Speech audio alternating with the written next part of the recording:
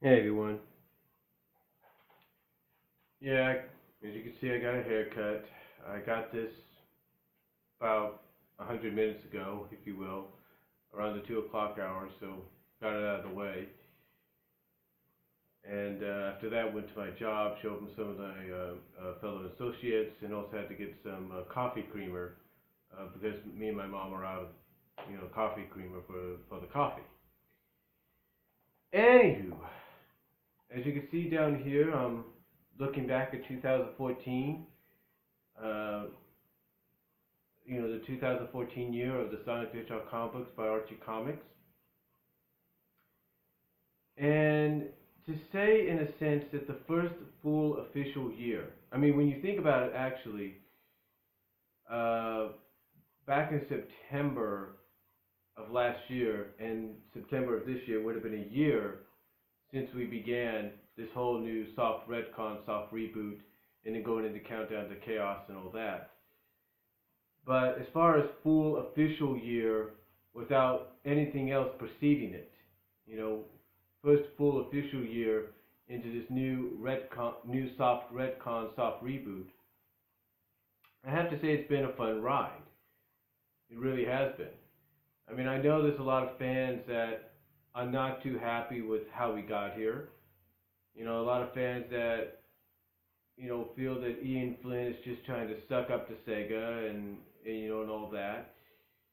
And whether it's Ian Flynn or Archie Comics trying to suck up to Sega, the way I looked at it, I've said it before, I'll say it again.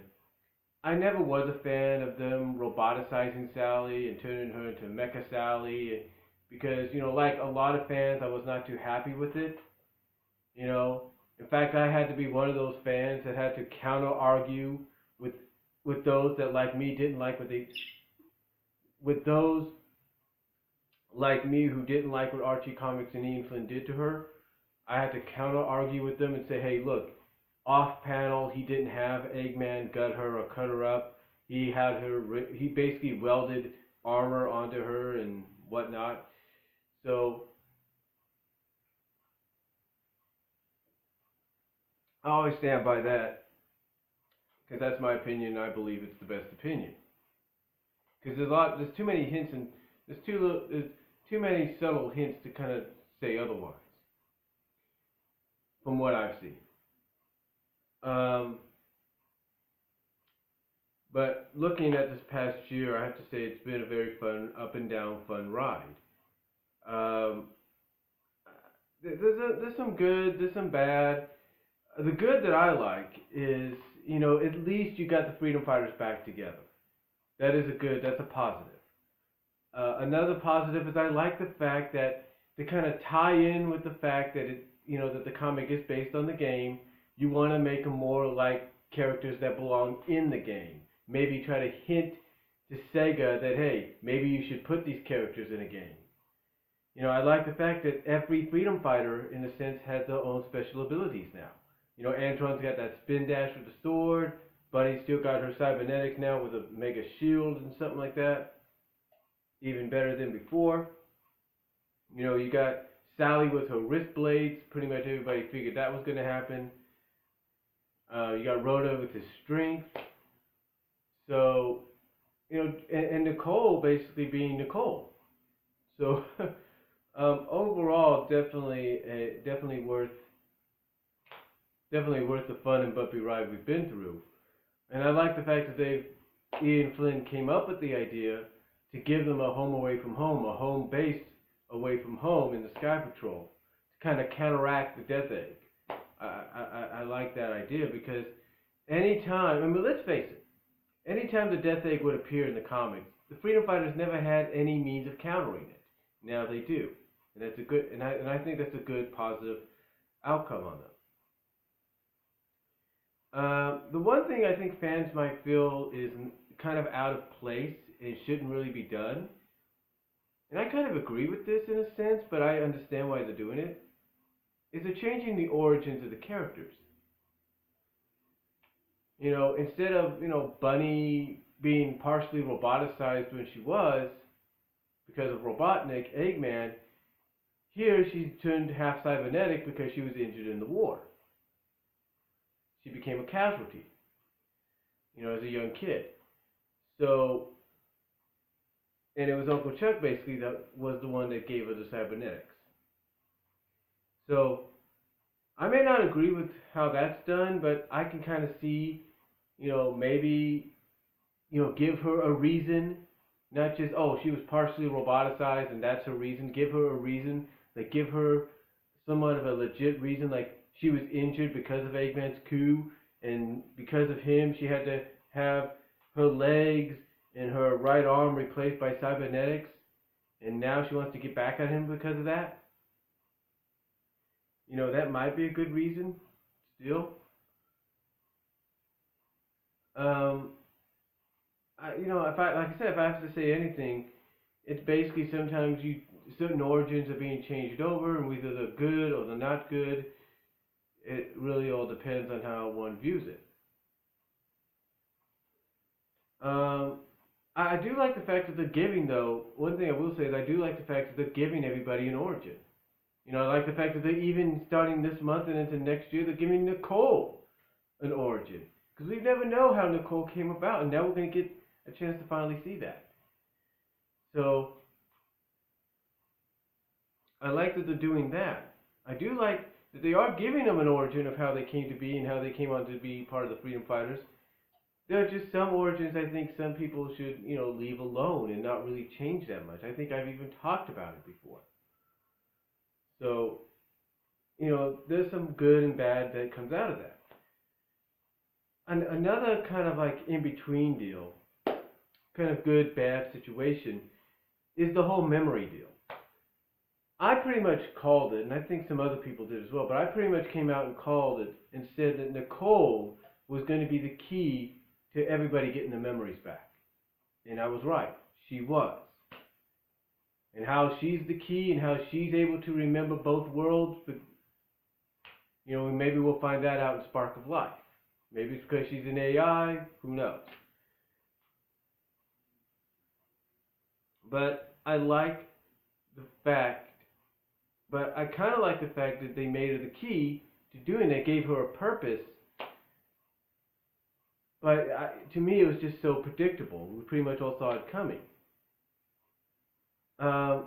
The bad about it is I don't like the fact that Ian Flynn has the characters mostly like Eggman and some of the Freedom Fighters, and even Ian himself coming out and saying that in time the memories of the old continuity, of the old world, are going to fade away and get replaced by the new ones.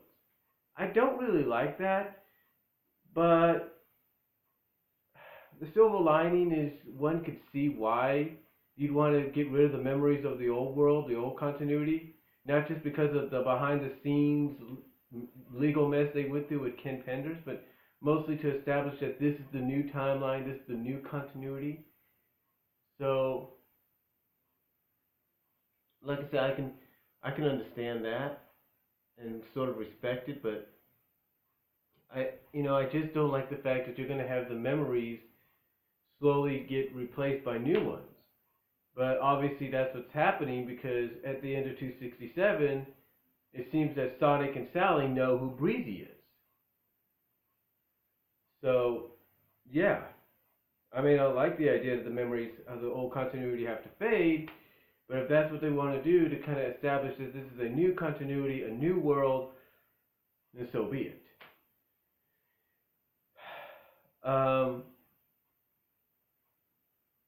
What else? I kind of like, as far as universe goes, I kind of like how they're tying in all the different arcs with the characters. I like the fact that when we started the year, we had a Shadow arc, if you will, and then we slowly had that tied into a little bit of the Knuckles arc. So I like that. I like that because you had them facing both the same person in Eclipse.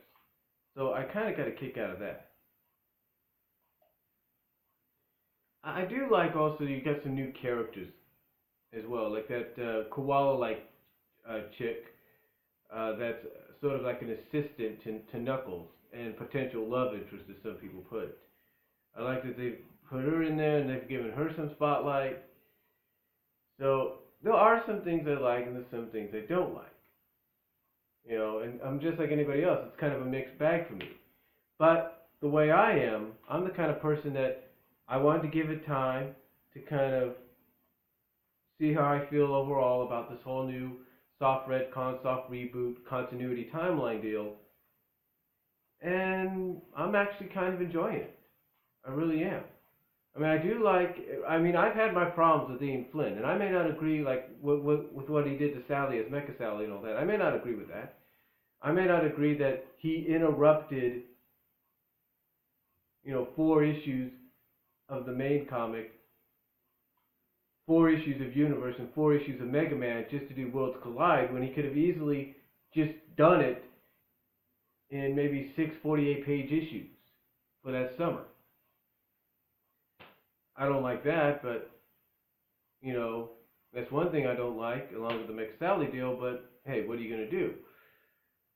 But I do like the fact that he's making the Freedom Fighters more than just what they were before. I like in the sense that he's making them more like a superhero team, an action team, like sort of like the Avengers in a sense. You know, maybe not in the level of the Avengers, but kind of in that same category. I like that. I really do. I like what he's doing there. So to me, there's some good. There has been some good this year, along with some bad. And there's not really much. Um, and there's not really much one can say about it that where they can't. Basically, there's not really much one could say without themselves coming out and saying, well, there is some good, there is some bad.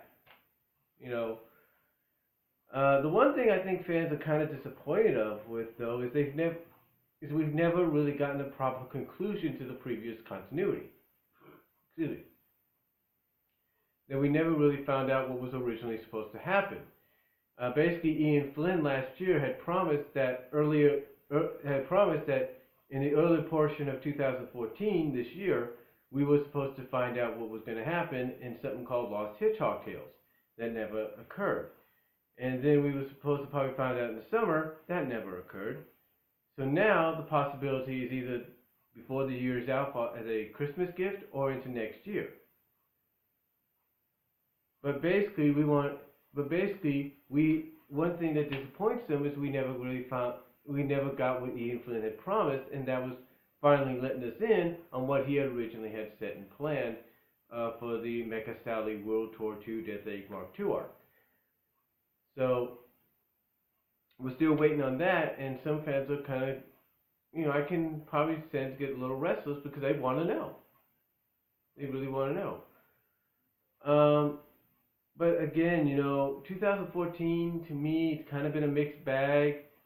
I've basically used the year to kind of look at it from a positive side, and I've actually come to like what's going on. And like I said, there are some things that are good, some things that are bad, like I mentioned. But I've actually come to like this new soft retcon self reboot. I like the fact that you are getting some original characters put in there, some original new characters. Some characters like Cream and upcoming Nicole are getting the spotlight finally. I like all that. I really do.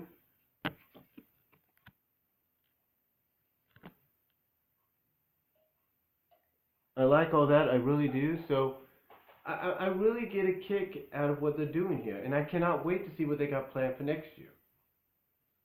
So, to me, 2015, like I said, it's been an all right year, an all right first year for this new continuity and reboot and soft continuity, if you will. It's been a good year. It's been an all right year, and all I can say is hopefully maybe next year will be better, and maybe we'll get more answers to questions that we've been asking since this whole soft retcon reboot began. Maybe we'll get those answered. But that's all I'm going to say for now. It's been a good year for 2014, and here's to looking forward to what 2015 has.